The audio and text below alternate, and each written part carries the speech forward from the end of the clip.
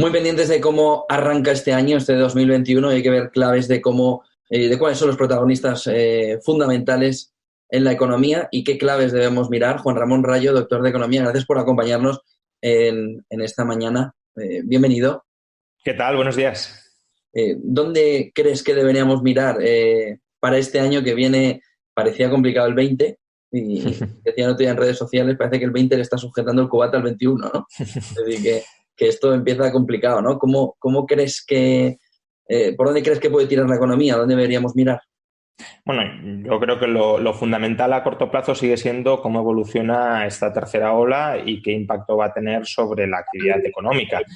Aunque los gobiernos no decreten un confinamiento domiciliario, que está por ver, ¿no? Ahí está Reino Unido que lo ha hecho. Aún así sabemos que cuando los contagios son masivos, la ciudadanía tiende a autoprotegerse autoconfinándose o al menos reduciendo de manera significativa las salidas, ya sea para hacer gastos o incluso en algunos casos, sobre todo si estás contagiado o eres una persona que puede haber sido contagiada, de también quedarse en casa y no acudir a los centros de trabajo. Y todo eso supone un parón de la actividad económica. Por tanto, sí hay relación entre el avance de la pandemia y la contracción económica. Y eso es lo que tenemos más inminente a corto plazo. A medio plazo, a lo largo del año, creo que lo que hay que observar es cómo avanza la vacunación, porque cuanto más avanzada esté la vacunación, cuanto más gente se quiera vacunar y cuantos más medios pongan las administraciones, medios públicos o privados, para que esa gente que se quiere vacunar se vacune, pues más fácil será normalizar la actividad económica, regresar a la normalidad. Y eso, desde luego, sería la mejor noticia que podría recibir la economía, que es dejar atrás todo lo que la lastró en el año 2020.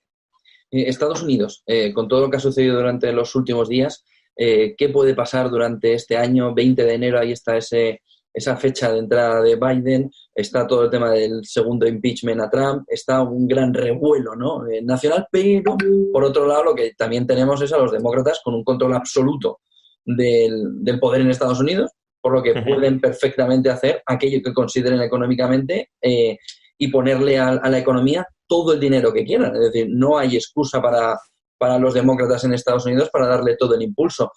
Aún así, ¿crees que ese impulso que se le pueda dar desde el gobierno, desde el nuevo gobierno norteamericano, puede ayudar a la economía internacionalmente? ¿Puede ser una opción más proteccionista? ¿Cómo lo ves? A ver, yo creo que es una muy mala noticia que todo el poder se haya concentrado en manos de los demócratas. Podría incluso, esperemos que no, pero abrir una crisis institucional muy seria en Estados Unidos, al margen de lo que sucedió con el Capitolio, porque si Biden decide finalmente controlar el Supremo, incrementando el número de magistrados en el Supremo, eso sí abriría una crisis institucional muy importante porque sería visto como un asalto a la independencia del Poder Judicial y puede hacerlo porque controla el Senado. Hasta ahora no podía hacerlo, pero sí puede hacerlo. Dejando de lado el componente más político, hay que tenerlo en cuenta porque evidentemente si hay una crisis institucional seria en Estados Unidos, pues eso nos va a afectar a la economía estadounidense y por tanto a la economía mundial. Efectivamente, la cuestión es si los estímulos que se han aprobado hasta la fecha en Estados Unidos y que previsiblemente se van a seguir aprobando van a servir para algo o no. El conjunto de estímulos que se han aprobado y que parece que van a aprobarse si sale adelante el plan de Biden para hacer frente al coronavirus ronda el 25% del PIB estadounidense. Es una auténtica barbaridad, teniendo en cuenta que parte de la economía está parada no porque no haya gasto suficiente, sino porque la actividad está constreñida por la pandemia, por lo que decíamos antes, porque la gente no acude a gastar, no porque necesariamente no tenga dinero, sino porque no quiere exponerse a contagiarse o porque directamente no puede acudir a trabajar porque está contagiada o puede estar contagiada. Con lo cual, claro, si tú inyectas más gasto en la economía, eso no lo remedias. Yo no digo que no hubiese habido que hacer absolutamente nada frente a la parálisis económica, pero creo que las políticas deberían haber ido más a un cierto mantenimiento de rentas para que no quedara nadie absolutamente descolgado, es decir, pues no tengo ahorros, no tengo ingresos, ¿cómo puedo salir adelante durante los próximos meses? Incluso, desde una perspectiva keynesiana, podría haber un cierto margen para un estímulo de gasto, porque sí que es verdad que, aunque el shock inicial sea un shock de oferta, eso puede tener repercusiones sobre el gasto, pero claro, el margen que tienes para estimular el gasto dentro de estas condiciones es muy reducido y 25 puntos de PIB ni buscan mantener rentas para que las personas de riesgo, digámoslo así, no se queden descolgadas, ni tampoco busca estimular el margen que podías tener para estimular el gasto. Por tanto, lo que añade es una montaña de deuda gigantesca sobre la economía estadounidense, montaña de deuda que tendrá repercusiones futuras en términos de crecimiento económico y a corto plazo pues no consigue un gran estímulo de la actividad. ¿Consideras que puede haber una crisis de deuda a corto plazo con todo lo que se está viviendo? ¿Podemos haber pasado del austericidio al, no puedo ponerlo encima de la mesa, pero con un problema de deuda muy importante que pueda provocar un crash de deuda? Porque es bastante difícil pensar que se puede devolver todo lo que se está pidiendo. Bueno, a ver, la deuda pública no se suele devolver nunca. Eso es lo que se suele decir, ¿no? La deuda pública se refinancia, sobre todo. Lo que se pagan son los intereses y ahora mismo los intereses están muy bajos. Están bajos, pero en Estados Unidos ya están empezando a crecer. Veremos cuánto y hasta cuándo, pero ya no están en mínimos, ¿no? Y en parte cabe pensar que han empezado a crecer, al menos así algunos analistas lo consideran, porque puede haber cierto miedo de sobre la solvencia de Estados Unidos en el largo plazo, ¿no? Básicamente porque han aumentado los tipos de interés a 10 años, pero no han aumentado los tipos a corto, ¿no? Entonces, la cuestión es, ¿el hecho de que los tipos hoy estén moderadamente bajos descarta absolutamente una crisis de deuda futura? Que aunque hayan subido, pero siguen estando bajos. Creo que no habría que tomar los tipos de interés de estos momentos como un indicador fiable de lo que pueda suceder en el futuro. El futuro nadie lo conoce y, por tanto, no todas las posibilidades sobre el futuro ya están contenidas en los tipos de interés actuales. Por ejemplo, con la crisis de deuda de Grecia, pues nadie vio venir la crisis de deuda. Es decir, los tipos de interés de Grecia en 2009 estaban por los suelos y meses después estaban absolutamente disparados. Eso también podría terminar sucediendo en Estados Unidos.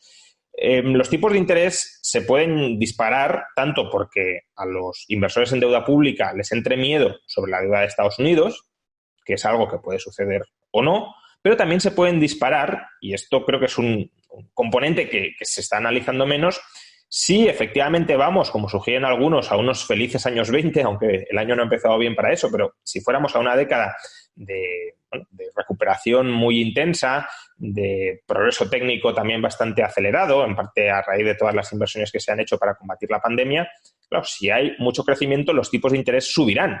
Subirán, quieran los bancos centrales o no, porque si los bancos centrales intentan impedirlo, habrá inflación. Y claro, si los tipos de interés de la deuda privada suben, los de la deuda pública también subirán porque los inversores no querrán deuda pública que paga bajos tipos y comprarán deuda privada. Y si los tipos de la deuda pública suben sí o sí, ahí sí que puede haber un problema de solvencia muy grande para cualquier administración pública que haya acumulado mucha deuda. ¿Cómo ves la situación en España y este año 2021? ¿Qué nubes o qué horizonte ves para la economía española?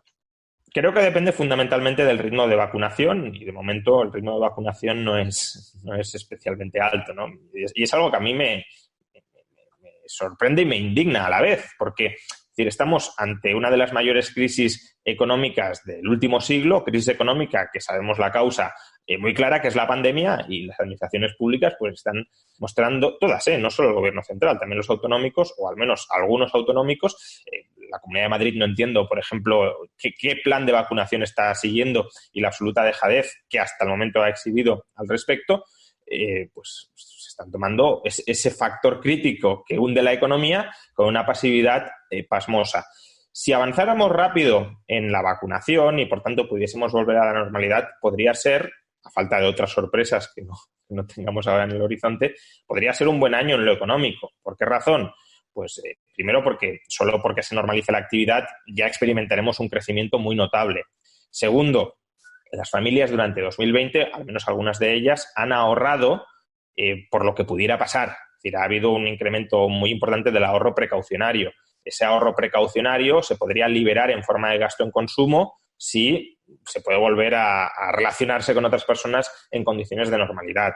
3, las empresas que han suspendido muchísimas de sus inversiones en 2020, si de nuevo la actividad económica mejora, probablemente se lancen a invertir nuevamente. Por tanto, aumento de normalización de la actividad económica, aumento del gasto en consumo, aumento del gasto en inversión y además fondos europeos, que no soy muy optimista sobre sus efectos en el medio y largo plazo, pero es evidente a corto que si gastas 20.000, 30.000 millones de euros, eso te dará un plus de crecimiento a corto plazo. Con lo cual, todos estos factores, si se conjugan, pueden dar lugar a un crecimiento económico intenso en 2021. Ahora, otras incertidumbres en el horizonte siguen subsistiendo, sobre todo el ritmo de vacunación.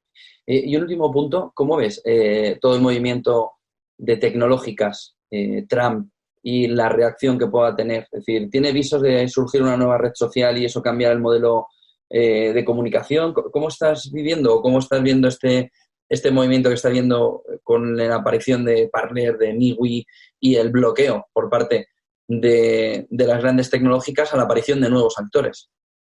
Bueno, evidentemente, si las redes sociales actuales siguen ahogando más, siguen apretando más a determinadas ideologías, que nos podrán gustar o no, pero son ideologías que comparten muchísimas personas, pues habrá una tendencia a que esos usuarios migren a otra.